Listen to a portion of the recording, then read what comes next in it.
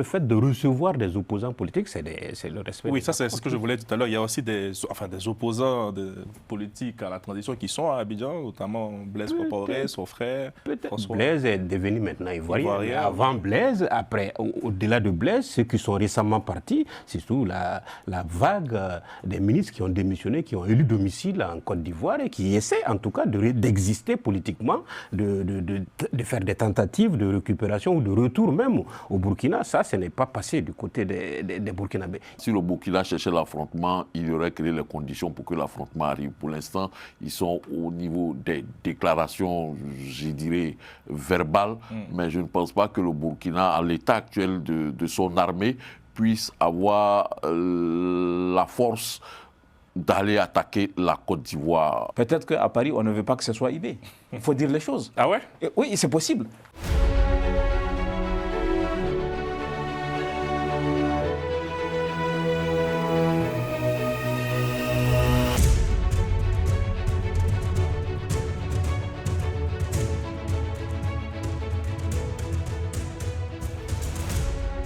Bonsoir à tous. Selon nos confrères d'Africa Intelligence, le président ivoirien refuse que le Burkina Faso prenne la tête du Conseil des ministres de l'UEMOA qui doit se réunir le 11 juillet prochain. Jusqu'où ira le bras de fer entre Alassane Ouattara et Ibrahim Traoré. Pour en parler, je reçois Sidi Kaba, journaliste, écrivain et président du Centre international d'études et de réflexion sur le Sahel, le CIRES. Bonsoir Sidi. Bonsoir. Jean-Paul Leroux, président de l'Union des journalistes ivoiriens en France. Bonsoir président. Bonsoir Carly. Chambel Gibayara, directeur de la publication de La Voix du Mali. Bonsoir Chambel. Bonsoir. Et Brahima Sidibé, doctorant en analyse du discours. Bonsoir Brahima. Bonsoir Carly. Sidik, petite mise en contexte, pourquoi la tension peine à redescendre aujourd'hui entre Alassane Ouattara et son homologue burkinabé? C'est une excellente question. Le bras de fer entre l'un et l'autre ne date pas de maintenant. Le président Ibé, il faut peut-être pour nos téléspectateurs rappeler que la Côte d'Ivoire et le Burkina partagent une ronde frontière de près de 500 km. Et depuis l'arrivée de Ibé au pouvoir, il y a une suspicion de déstabilisation à partir de la Côte d'Ivoire parce que la Côte d'Ivoire a accueilli un certain nombre d'opposants burkinabés qui se sont réfugiés sur son territoire. Avant même cet épisode de l'UEMOA, donc il y avait des accusations qui ont été portées contre le pouvoir ivoirien, des accusations de déstabilisation, des coups d'État qui auraient été préparés à partir de la Côte d'Ivoire. Et il y a même eu fait inédit dans les relations entre les deux pays parce qu'il faut dire qu'il y a quand même une communauté importante en Côte d'Ivoire, plus de 5 millions de personnes. Et je crois, je peux me tromper, mais c'était les seuls pays, les deux, qui faisaient des conseils des ministres conjoints. Oui. Il y avait même des conseils des ministres ivoiriens entre les deux qui faisaient. Et je crois que le Burkina, au plateau, à Abidjan, pour ceux qui connaissent, est en train de construire une immense ambassade à l'époque.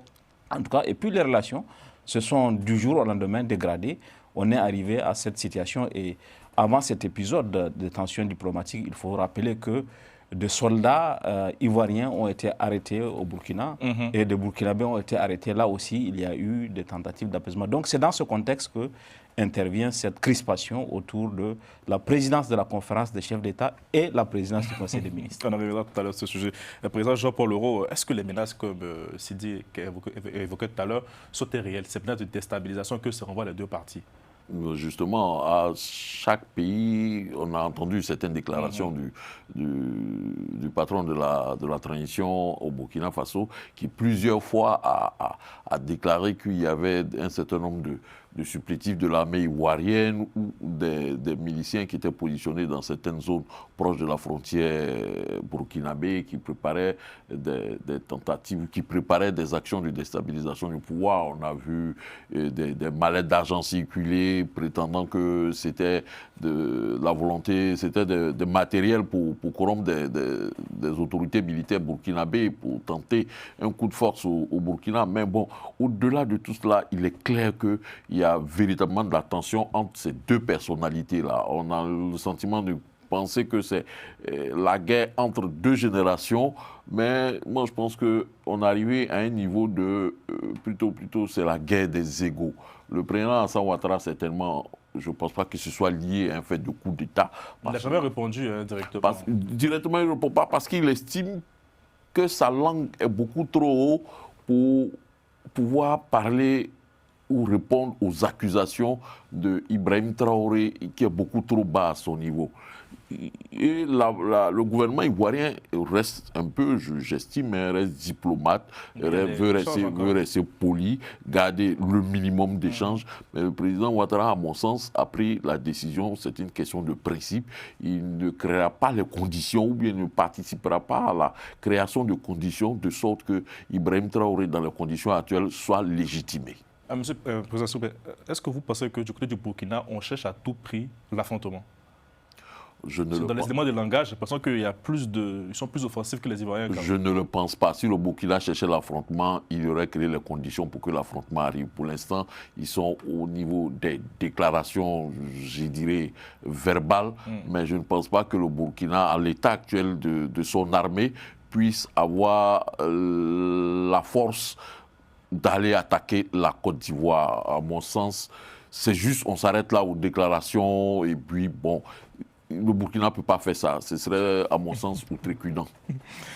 Tchambel, vos réactions sur ce qui se passe aujourd'hui entre la Côte d'Ivoire et le Burkina Faso? Oui, il faut interroger le passif également de ces deux pays-là en rappelant le cas de Thomas Sankara et de Félix. On remonte loin, mais Siddiq le rappelait fort heureusement. En tout cas, il y a des communautés de part et d'autre, et ces deux pays sont liés. Oui, il l'a rappelé, c'est des conflits de génération, mais c'est aussi tout l'AES. Le Burkina, peut-être, c'est le lance de fer de l'AES face aux vieux, face à la Côte d'Ivoire, face à Alassane Dramane Ouattara. Et j'ose imaginer que c'est la même intention qui est nourrie à Bamako et à Niamey. Et donc, si la Côte d'Ivoire a affaire au Burkina, il n'a pas affaire qu'au Burkina, il a affaire à l'AES. À Niamey, il y a quand même des discussions. À Niamey, on se parle. Il y a la solidarité aussi, il y a les accords aussi. Bon. D'une part, également, le fait de recevoir des opposants politiques, c'est le respect. Oui, ça, c'est ce que je voulais dire tout à l'heure. Il y a aussi des opposants politiques à la transition qui sont à Abidjan, notamment Blaise Compaoré, son frère. Peut-être Blaise est devenu maintenant ivoirien. Avant Blaise, après, au-delà de Blaise, ceux qui sont récemment partis, c'est surtout la vague des ministres qui ont démissionné, qui ont élu domicile en Côte d'Ivoire et qui essaient, en tout cas, d'exister politiquement, de faire des tentatives de récupération ou de retour même au Burkina. Ça, ce n'est pas passé du côté des Burkinabés. Il y a des réalités qui sont là, mais est-ce que ces réalités en valent la peine d'en venir à envenimer une situation entre deux voisins, entre deux peuples frères? Ça, je ne pense pas que, comme Jean-Paul le disait, que l'un des pays va accepter de franchir le Rubicon ou la ligne rouge. Il ne faudra pas qu'on oublie, il ne faudra pas qu'on mette de côté cette question. Moi, je pense que les peuples ivoiriens et burkinabés n'ont véritablement pas de problème. Voilà pourquoi j'ai dit, pour moi, on arrive à une situation de tension là. Parce que c'est deux personnalités qui estiment que l'un estime qu'il est plus légitime que l'autre et l'autre estime que tu es dépassé. Donc c'est dans cette logique-là que les deux, au sens, comme on dit à Abidjan, Guinguin, les deux se regardent, ils se défient du regard. De temps en temps, des paroles fusent. Le président Alassane Ouattara reste serein. C'est un homme de réseau.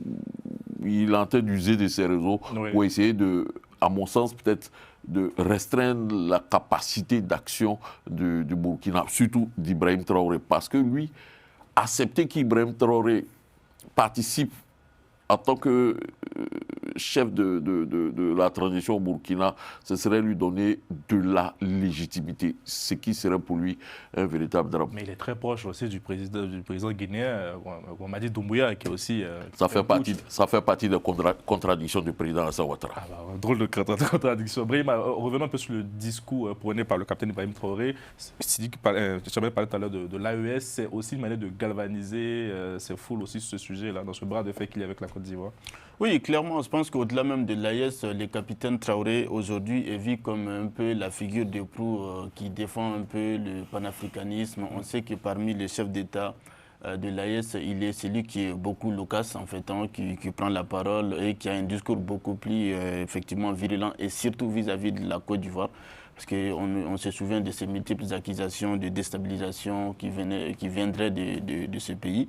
Donc je crois que ce bras de fer, on pouvait s'y attendre d'une manière ou d'une autre. Et effectivement, on se pose la question, quel est l'intérêt peut-être pour le président Alassane d'empêcher le président Traoré d'occuper cette fonction de présidence tournant de l'UEMOA, quand on sait que ça ne donne pas de prérogatives, davantage de prérogatives, c'est de façon symbolique, peut-être accueillir le sommet. C'est nous dira plus totalement. Oui, voilà, on y reviendra. mais je crois que d'ailleurs, ça participe à renforcer davantage la rhétorique outrancière du capitaine Traoré envers la Côte d'Ivoire et envers le président Alassane spécialement, en disant, bon voilà, on veut nous empêcher de nous affirmer, etc. Et donc je pense que c'est un discours qui va être accueilli effectivement au sein des pays de l'AES, parce qu'au-delà du Burkina, comme Tchambel disait également, je pense que même si on n'a pas encore entendu Bamako et Niamey, on peut dire qu'ils sont des concerts avec Ouagadougou. Et surtout, n'oublions pas, les sièges de l'UEMOA se trouvent quand même dans ce pays, au Burkina Faso.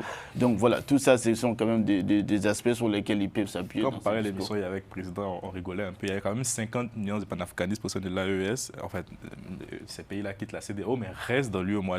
Sidique, expliquez-moi un peu tout ça. Non, je ne suis pas capable d'expliquer ces contradictions. Je crois qu'il y a un peu des questions d'agenda et des questions de pragmatisme aussi. Aujourd'hui, se retirer de l'UEMOA sans avoir préparé la transition, ce serait catastrophique d'un point de vue économique. Peut-être que l'idée existe, mais qu'elle va prendre le temps de mûrir parce que la monnaie, c'est beaucoup plus sensible que de partir de la CEDEAO. Je pense qu'il y a cette dimension qui explique que les pays soient encore dans l'UEMOA. Maintenant, nous n'avons pas encore ouvert le débat, mais sur cette partie, je crois que derrière Ouattara aussi, au niveau de l'AES, on voit la France. Je voulais parler du dernier bastion de la France. On voit aussi, il faut dire les choses. Les pays de l'AES, que ce soit le Niger, que ce soit le Mali, avec le Mali aussi, il y a eu beaucoup de divergences avec la Côte d'Ivoire. On voit la main de la France derrière. Et que Ouattara, vous savez, il y a eu, dans la confrontation avec la CEDEAO, les pays de l'AES disaient que la France passer par des chefs d'État pour influencer les décisions. Donc, il y a cette dimension aussi. Notamment la question du Niger. Voilà, il y a cette dimension aussi qui, à mon avis, explique un peu la crispation qu'il y a aujourd'hui autour de cette présidence de l'UEMOA. Et comme a dit Brahima, en réalité, les textes... Ça sert à quoi? Dites-nous bien, Sidique, cette affaire-là, de président du Conseil des ministres. Non, en fait, c'est une présidence honorifique qui permet simplement d'assurer la coordination. Le ministre en exercice vient rendre compte au président de l'évolution de la situation. Il vient avec le président de la Banque centrale pour rendre compte au président en exercice qui donne des orientations. Le dernier président en exercice, en réalité, ce n'est pas Ouattara, c'est Bazoum. Bazoum a été renversé et c'est parce que Bazoum a été renversé que Ouattara a pris la place. Ce n'était pas... Pourquoi il tient beaucoup à lui, moi, le président Ouattara? Je crois que, bon, il y a cette dimension. La Côte d'Ivoire représente 40% du PIB de la zone monétaire. Il y a 8 pays, je crois. Il faut qu'on rappelle qu'il y a 8 pays. Aujourd'hui, il y a 2 pays, ou peut-être 4 même, parce que le Niger et le Mali ont pris position déjà pour Ibrahim Traoré. Ils ont dit que le texte ne dise pas qu'il y a une dérogation. Les textes disent qu'il y a... C'est par ordre alphabétique, c'est ça? C'est par ordre alphabétique. D'accord. Et l'ordre alphabétique fait que c'est le tour du Burkina de prendre. Et donc, il y a cette crispation qui, à mon avis, n'a pas d'intérêt.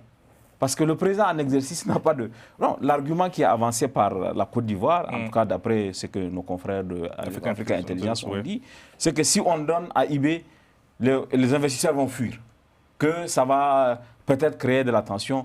Bon, on voit que... C'est un argument qui passe ou pas, Sidique? Non, moi je pense que cet argument est fragile. Parce que ce qui vient, pour moi, ce qui vient de sortir, puisqu'il y a 2 ou 3 jours, on a sorti, la Côte d'Ivoire était dans le GAFI, le groupe d'action financière internationale, a sorti la Côte d'Ivoire dans les pays en zone grise.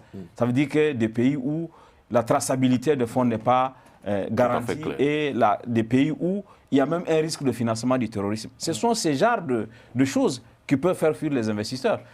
Parce que le président IB va exercer une présidence honorifique. À mon avis, il y a, comme j'ai indiqué, derrière ça aussi le fait que peut-être qu'à Paris, on ne veut pas que ce soit IB.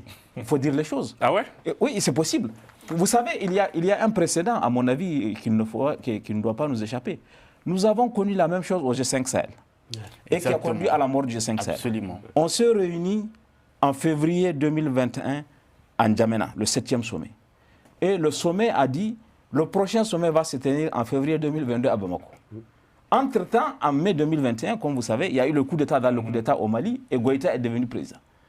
Et les gens ont refusé d'aller à Bamako, alors que c'était prévu que ce soit Bamako. C'est ça. Et c'est ce qui a amené au retrait du Mali, du G5. Donc il faut qu'on évite d'arriver à une situation comme ça. Les gens ont refusé d'aller à Bamako, alors que rien n'empêchait qu'ils aillent à Bamako.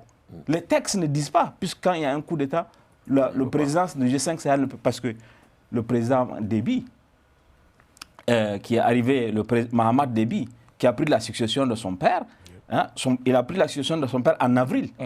Son père a été désigné président en février 2021. Lui a pris la succession en avril. Il n'a pas été élu.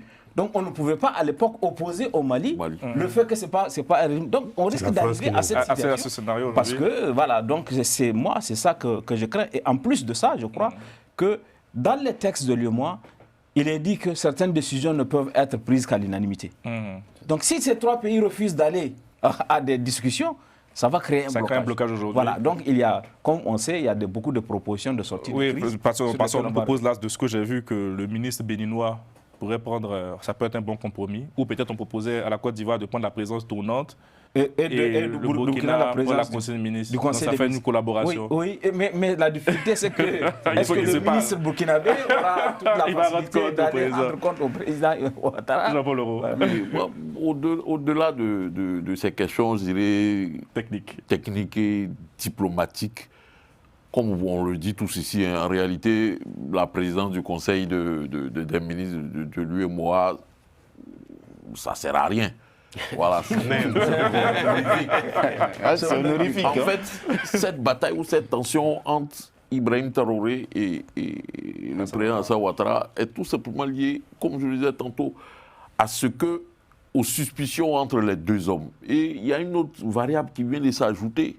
Depuis quelques temps, depuis quelques mois, Ibrahim Traoré accorde le gîte et le couvert à l'un des cauchemars de Ouattara, c'est-à-dire Guillaume Soro.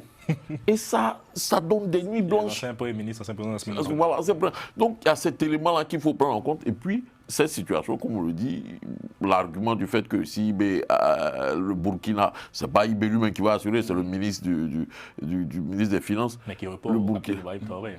Mais ils n'ont aucun pouvoir de décision pour changer quoi que ce soit. En réalité, c'est cette situation de crise, à mon sens, institutionnelle, qui pourrait créer peut-être je pourrais dire une méfiance des investisseurs sur le marché de l'UEMOA. Ce n'est pas la... Pas Vincent Rouget, président, vers une fragilité un peu de cet espace monétaire. Non, l'espace monétaire et économique de l'UEMOA est un espace qui est solide. Pour plusieurs raisons. La raison d'abord de la monnaie, qui est le CFA. Quoi qu'on puisse dire, le CFA aujourd'hui garantit une certaine stabilité et une circulation des biens et des hommes dans cette partie de l'Afrique de l'Ouest. Et il y a la question aussi des régimes qui sont, même si l'AES, aujourd'hui on parle de 3 États, mais moi je soupçonne le Togo d'être AES compatible. Oui, le Ghana aussi. Oui, bon, comme le Ghana ne fait pas partie de l'UEMOA, mais aujourd'hui il ne faudrait pas qu'on gonfle le dos pour dire que c'est que 3 États, on est 5.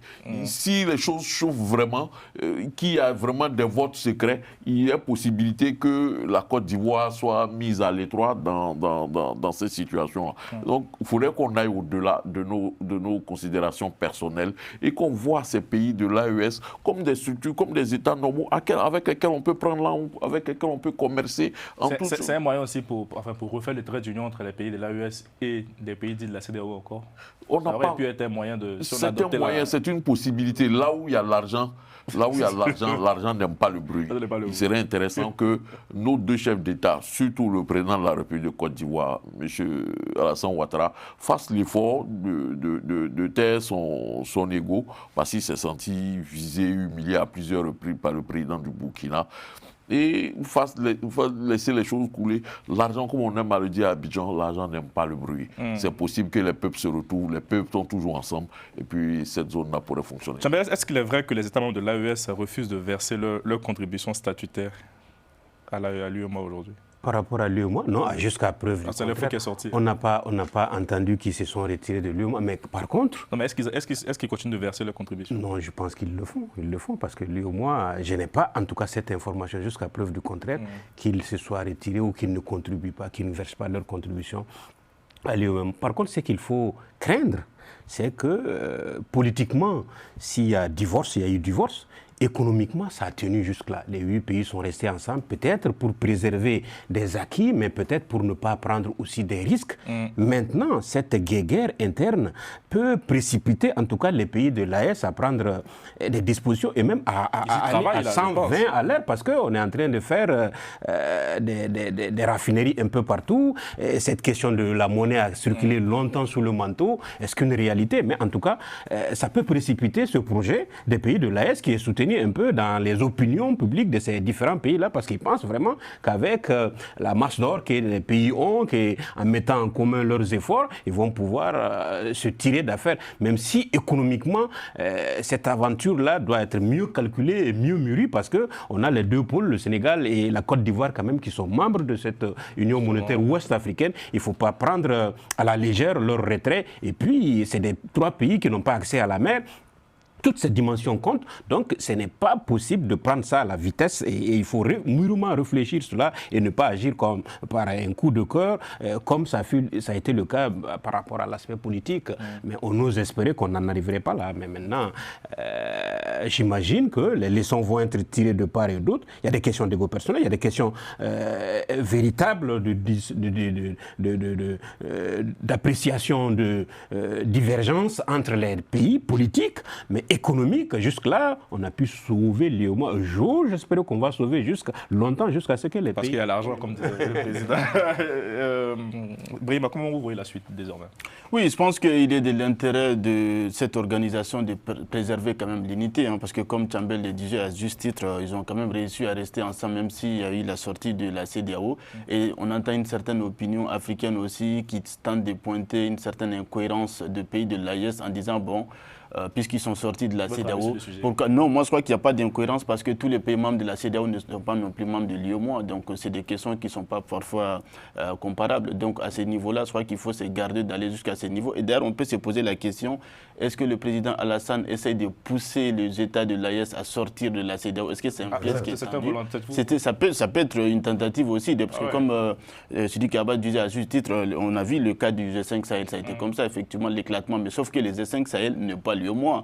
D'ailleurs, les G5 Sahel, bon, c'est pas sur les mêmes questions. En plus, l'UEMOA est quand même beaucoup plus ancré que les G5 Sahel. Donc, je pense pas que les États de l'AES vont tomber dans ce piège en disant, bon, en précipitant leur départ. Peut-être qu'ils y travaillent, comme Tchambel le disait, mais pas de façon précipitée parce qu'on sait que les conséquences sont beaucoup plus graves que la sortie de la CEDEAO. Donc, pour terminer, je crois que cette crise vient, on peut se passer de cette crise en réalité. Et surtout, on arrive dans une période où la CEDEAO et l'AES commencent quand même à discuter sur des questions de fond. Il y a eu des rencontres à Bamako, etc. Et d'ailleurs, le ministre malien des Affaires étrangères a même souligné qu'on entre dans une période de stabilisation, de dialogue, etc. Et surtout, les délais qui a été proposé par la CEDEAO du 29 juillet arrivent très bientôt, même si on sait que pour les États de l'AES, ils ont oublié en fait. Mais c'est à partir de ces délais que les réelles négociations pourront commencer. Et donc, cette crise, je pense qu'on pourrait se passer. Et comme ça a été dit, la présidence tournante de l'UEMOA n'est qu'honorifique. Et donc, le président Alassane, à mon avis, n'a pas intérêt à s'immiscer dans ce bras de fer qui n'aboutit pas à grand-chose de mon point de vue. Sidi, qu'est-ce qu'on aura le 11 juillet à votre avis? Je fais appel à vos dons de prophétie. Non, pas de prophétie, mais je crois que le pragmatisme va finir par prévaloir. Parce qu'aucun des pays n'a intérêt à la rupture. Comme j'ai indiqué, il y a peut-être 5 millions de Burkinabés en Côte d'Ivoire qui transfèrent beaucoup d'argent vers leur pays. Leur présence a une valeur ajoutée en termes de main-d'œuvre, en termes de contribution au développement économique, etc. Donc je crois que le pragmatisme va finir par prévaloir et on va trouver un compromis qui va éviter l'éclatement de cette zone, puisque, comme il a été si bien rappelé, c'est une zone quand même qui présente beaucoup plus de solidité que le G5 Sahel qui est basé simplement sur la sécurité. Là, il y a beaucoup d'enjeux et vous savez la dépendance qu'il y a entre ces pays de l'UEMOA. Le Mali dépend du Sénégal et de la Côte d'Ivoire pour ses importations et ses exportations. Le Burkina dépend lui aussi. Donc, il y a beaucoup vraiment d'intérêts qui font que, pour moi, on va éviter d'arriver à la rupture, quoi qu'il arrive. Oui, justement, je dirais comme Sidi, en réalité, l'UEMOA, c'est un marché de 300 millions, je crois, de consommateurs. Comme je disais tantôt, le président Alassane Ouattara est un homme des réseaux, pas seulement politiques, mais de réseaux économiques et financiers. Il ne peut pas aller jusqu'au bout à faire éclater cet immense marché qui est important et qui attire beaucoup d'opérateurs, beaucoup d'investisseurs. Je pense que, comme Sidik l'a dit, le pragmatisme va certainement arriver à un moment les gagner et ils comprendront le retombées. Le Burkina retrouvera certainement la présidence du Conseil des ministres de l'UEMOA. Octobre 2025, ce sont des élections en Côte d'Ivoire. Est-ce que les tensions risquent de s'accroître à l'aune de ces élections entre les deux pays aujourd'hui? Quand on parle de suspicion, quand on sait qu'il y a certains opposants ivoiriens qui sont de l'autre côté de la frontière, est-ce qu'on aura... Il y a eu tout récemment des arrestations de certains gendarmes à la frontière qui ont été relâchés. Qui ont été libérés. De plus en plus à ces événements comme ça. Non, la Côte d'Ivoire, ce qui se passe en Côte d'Ivoire est tout simplement endogène. Hein. Je ne pense pas qu'il y ait des velléités extérieures qui puissent venir troubler la stabilité politique de la Côte d'Ivoire. S'il doit y avoir quelques convulsions, ce seront des convulsions qui seront liées aux réalités ivoiriennes,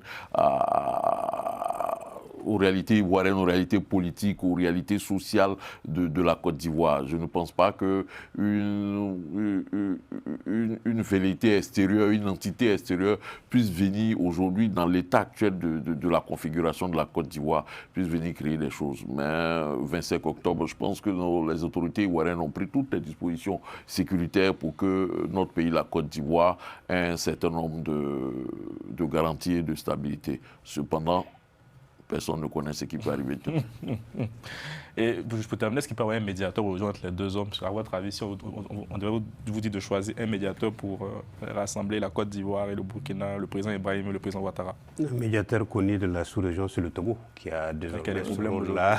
Oui, je crois qu'il y a le Togo et le Sénégal aussi. Le Sénégal aussi, on a vu le succès de la visite de Sonko. On sait que Diomaye Faye aussi a de bonnes relations avec les pays de l'AES et aussi la Côte d'Ivoire. Donc, je crois qu'il y a des leviers encore qu'on peut activer, sans compter maintenant la sagesse africaine. Ça peut passer par quoi? Par le transfert d'opposants ivoiriens, burkinabés qui sont présents en Côte d'Ivoire au Burkina? Ça peut être un moment de décrispation? Non, on ne voit pas. Non, je ne pense pas que ça va se faire comme ça. Pour moi, je pense que...